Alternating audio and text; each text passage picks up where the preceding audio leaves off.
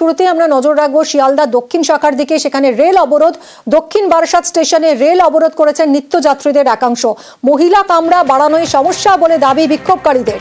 কথা বলবো অর্পণ আমাদের প্রতিনিধির সঙ্গে। অর্পণ, সকাল 8টা থেকে এই অবরোধ শুরু হয়েছিল, 2 ঘন্টা হয়ে গেছে, 10টা বাজে এখন। অবরোধ কি এখনো চলছে? দেখো, এই মুহূর্তে অবরোধ উঠলো এবং জিআরপি আরপিএফ এর আশ্বাসে এই অবরোধ ওঠে। তারা যে এই মহিলা কামরা যেগুলি বাড়ানো হয়েছে সেগুলি কমানোর জন্য যে আবেদন করেছিলেন সেই পিটিশন তারা রিসিভ করেছেন এবং সেই রিসিভ করার পরে রেল দপ্তরকে পাঠানো হবে এবং কোনো সুরাহ এর থেকে বেরোবে এমনটাই জানানোর পর রেল অবরোধকারীরা তারা সরে গিয়েছেন। এই মুহূর্তে আপ ও ডাউনে ট্রেন চলাচল শুরু হলো।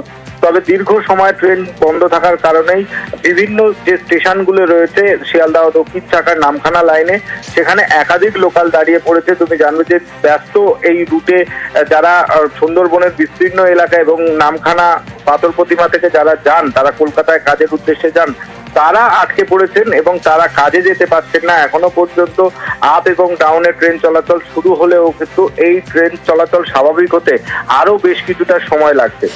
কখন উঠলো ঠিক বিক্ষোভ? দেখো, কিছুক্ষণ অর্থাৎ 5 মিনিট আগে প্রথম ট্রেন ছাড়ে শিয়ালদার উদ্দেশ্যে, যেটি 8টার সময় আসে দক্ষিণ বারাসাতে আপ লক্ষ্মীকান্তপুর লোকাল। সেই ট্রেন অবরোধ করেন এবং সেখানে দেখা গিয়েছে যে 8:30টার পরই এই রুটের সমস্ত ট্রেন বন্ধ হয়ে যায়। কারণ তুমি জানবে যে একটা স্টেশনে অবরোধ হওয়ার পরেই লোকালগুলি পরপর স্টেশনে দাঁড়িয়ে পড়ে আপ এবং ডাউনে সমস্ত ট্রেন চলাচল বন্ধ হয়ে যায়। তেমনি 5 মিনিট আগে 9:55 নাগাদ প্রথম ট্রেন ছাড়ে শিয়ালদার উদ্দেশ্যে এবং রেলের আধিকারিকরা, জিআরপির আধিকারিকরা তারা ঘটনাস্থলে রয়েছেন দক্ষিণ বারাসাত স্টেশনে এবং তারা যেটা জানাচ্ছেন আরো কিছু সময় লাগবে এই রুটে ট্রেন চলাচল স্বাভাবিক হতে। অনেক ধন্যবাদ অর্পণ। আজ সুপ্রিম কোর্টে ওয়াকফ মামলার শুনানি। প্রধান বিচারপতির বেঞ্চে মামলার শুনানি। ওয়াকফ সংশোধিত আইনের বৈধতাকে চ্যালেঞ্জ করে মামলা। আইনকে চ্যালেঞ্জ করে একগুচ্ছ মামলা দায়ের হয় এবং সব মামলারই আজ একসঙ্গে শুনানি। দুপুর 2টোয় ওয়াকফ মামলার শুনানি। আজ নেতাজি ইন্ডোরে মুখ্যমন্ত্রীর বৈঠক। ইমামদের সঙ্গে বৈঠক মুখ্যমন্ত্রীর। ওয়াকফ আইন নিয়ে আলোচনার সম্ভাবনা। বৈঠকে থাকার কথা নাখোদা মসজিদের ইমামের। রাজ্যের বিভিন্ন প্রান্ত থেকে যোগ দেওয়ার কথা ইমামদের। বৈঠকে থাকার কথা মুয়াজ্জিনদেরও। মুখ্যমন্ত্রীর সঙ্গে বৈঠকে থাকার কথা ফেরহাদ হাকিমেরও। সংশোধিত ওয়াকফ আইন কার্যকর হওয়ার সঙ্গে সঙ্গেই রাজ্যের বিভিন্ন জায়গায় বিক্ষোভের ঢেউ, প্রতিবাদ, বিক্ষোভ, অশান্তির খবর। এবং এই আবহে আজ নেতাজি ইন্ডোরে মুখ্যমন্ত্রীর বৈঠক। ইমামদের সঙ্গে বৈঠক করবেন মুখ্যমন্ত্রী। ওয়াকফ আইন নিয়ে আলোচনার সম্ভাবনা। বৈঠকে থাকার কথা নাখোদা মসজিদের ইমামের। রাজ্যের বিভিন্ন প্রান্ত থেকে যোগ দেওয়ার কথা ইমামদের। বৈঠকে থাকার কথা মুয়াজ্জিনদেরও। কথা বলবো অভিজিতের সঙ্গে। অভিজিৎ, আজকের এই মিটিং, আজকের এই সমাবেশ কতটা গুরুত্বপূর্ণ? অবশ্যই গুরুত্বপূর্ণ, কারণ রাজ্যে যে এই মুহূর্তে যে পরিস্থিতি, তবে এই বৈঠক ইমাম মুয়াজ্জিনদের সঙ্গে সেই বৈঠক বেশ কিছুদিন আগে থেকেই ঠিক করা ছিল।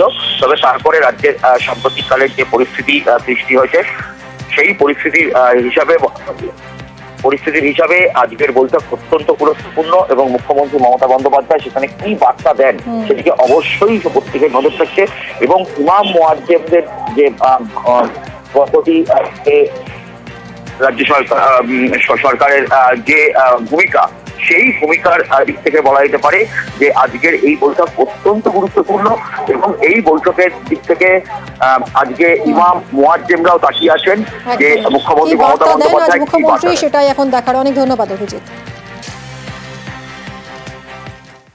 ছন্দে ফিরছে মুর্শিদাবাদের ধুলিয়ান শামসেরগঞ্জ। খুলছে দোকানপাট, চলছে কেনাকাটা। কিছু দোকান যদিও এখনো বন্ধ রয়েছে। বাংলা নববর্ষে হালখাতা করতে না পারায় অনেকের মনেই আক্ষেপ। এদিকে লুটপাট, ভাঙচুর নিয়ে অভিযোগ জানাতে শামশেরগঞ্জ থানায় লম্বা লাইন। অনেকে চাইছেন ধৃতদের সঙ্গে দেখা করতে।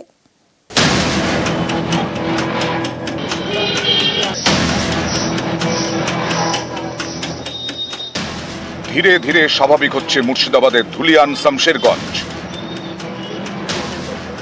মঙ্গলবার দোকানপাট খোলে, কেনাকাটাও হয়।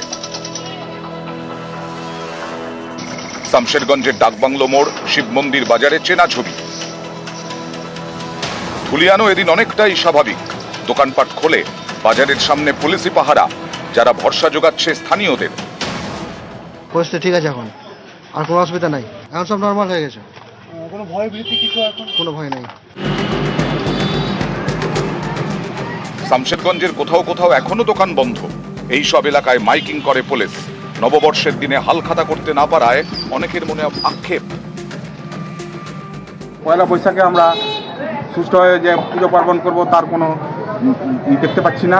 দোকানপাট স্থায়ীভাবে খুলেনি, 2-4টা খুলেছে, আতঙ্কের জন্য বেশিরভাগই খুলেনি। ধীরে ধীরে আতঙ্ক কাটছে, ফিরছে চেনা ছন্দ। সাধারণ মানুষ বাড়ি থেকে বেরোচ্ছেন। এদিন শামশেরগঞ্জের থানার সামনে সকাল থেকে লম্বা লাইন। অনেকেই অভিযোগ জানাতে যান, কিংবা তাদের বাড়িতে ভাঙচুর হয়েছে, আগুন লাগানো হয়েছে, জানান পুলিশকে। সবকিছু জ্বালিয়ে পুড়িয়ে করে ছাই করে দিয়েছে। ভয়ে লুকিয়েছিলাম। বাড়ি কোন গ্রামে? জাফরাবাদ। বাড়িতে ঢুকতে পারছেন না। কোথায় থাকছেন? কোথায়? ওই চাঁদের মোড়ের দিকে। এই শামশেরগঞ্জ থানায় দুরকম ছবি। কেউ অভিযোগ জানাতে যান, কেউ কেউ আবার অশান্তির ঘটনায় ধৃতদের সঙ্গে দেখা করতে চেয়ে পুলিশের কাছে আবেদন করেন। মমরেজপুর থেকে আমার শাশুড়িকে দেখতে এসেছিল, 5:30 নাগাদ বাড়ি বের হয়েছিল। তো বাড়ি যাওয়ার সময় মানে ওখানে বেলে গন্ডগোল হয়েছিল। ওর হয়তো ওই জানে না, ওই আর বন্ধু ছিল একসাথে আসছিল, আর ওদের সামনে গাড়ি পড়ে গেছে, যে তুলে নিয়েছে। পুলিশকে বলছি তো কিছু বলে না এখনো। ছাড়েনি না। ওয়াকফ আইনের প্রতিবাদ। গত শুক্র এবং শনিবার গরম হয়ে ওঠে ধুলিয়ান, সুতি, শামশেরগঞ্জ। ভাঙচুর, আগুন, লুটপাট, মৃত্যু কিছুই বাদ যায়নি। পরিস্থিতি নিয়ন্ত্রণে আনতে ময়দানে নামে পুলিশ, নামে কেন্দ্রীয় বাহিনী। বন্ধ করে দেওয়া হয় ইন্টারনেট। এর জেরে আরেক বিপত্তি, অনেক এটিএম থেকেই টাকা তোলা যাচ্ছে না। ডিজিটাল লেনদেনও বন্ধ। অনেক এটিএমে টাকা ফুরিয়েছে, কিন্তু অশান্তির জেরে টাকা ভরা যায়নি। এটা তো কাজ করছে না, নেট বন্ধ আছে। এটিএম বর্ষা, এটিএম এ ঢুকে কিছু পাচ্ছেন? কিচ্ছু পাচ্ছি না, শব্দ বন্ধ। কতগুলো এটিএম ঘুরলেন? প্রায় 3টে মতো হলো, 3-4টে। মুর্শিদাবাদ থেকে ক্যামেরায় অসিত দাস এবং কাঞ্চন ভৌমিকের সঙ্গে অমিত সরকার এবং আবির ঘোষাল, নিউজ 18 বাংলা।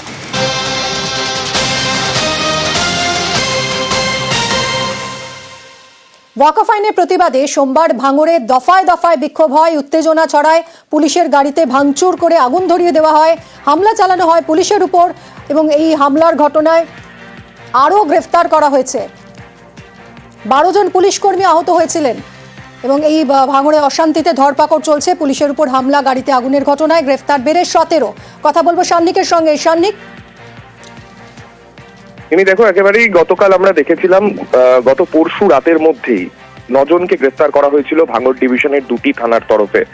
সেই গ্রেফতারির সংখ্যা আরো বাড়লো, অর্থাৎ যারা এই অশান্তিতে মদত দিয়েছিলেন বা যারা সেখানে দাঁড়িয়ে অশান্তি পাকিয়েছিলেন তাদের মধ্যে আরো 8 জনকে গ্রেফতার করা হলো, যার মধ্যে উত্তর কাশীপুর থানার তরফে এখনো পর্যন্ত গতকাল রাতের মধ্যে আরো মোট 4 জনকে এবং হাতিশালা থানার তরফে 4 জনকে ইতিমধ্যেই গ্রেফতার করা হয়েছে।